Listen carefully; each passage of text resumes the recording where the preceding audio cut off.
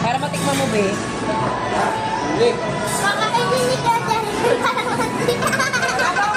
Just get up with calamansi. Ano mga promise? Sabi mo pala ito mga sarap sa ano. Sarap? Kami ilang pandit rin nila. Sa atin walang ganyan.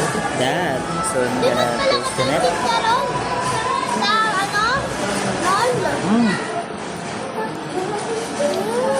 Perfect.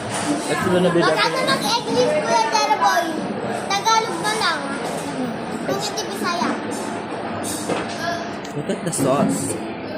Ang galing. Sa taso. Ano gusto mo ba? Kasi order ako ng akin. Gusto ko. Gusto mo na yan. Pag umorder ako ng akin, gusto mo yan, ha? Ha? Ate, isa pa. Malapot na lang ganito. It's gonna be perfect taste. Ate, sinabi ko.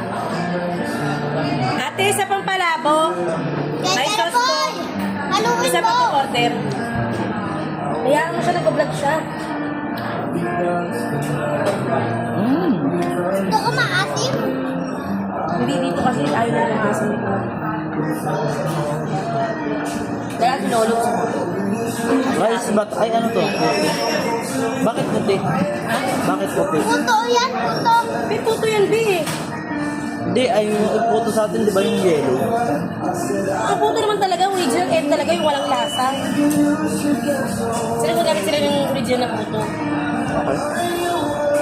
Daluin mo, te. Sarap ka mo. Kaya yung ano, gusto kagad. Hindi na niya gusto yung puto kasi matabang eh. Perfect siya, perfect combination. Sarap. Parang hindi na kumakaya ng pusin. Pwede kang uminom ng maraming losartan kasi may chichap. At yung pusit ng ulo, kukain ka ba rin? Bakit nila ba? Hindi ko alam eh. Magandang bawang din yung pusit.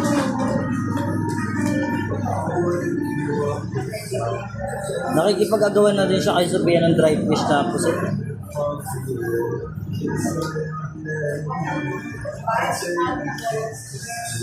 Oh, ano yan? Tamas?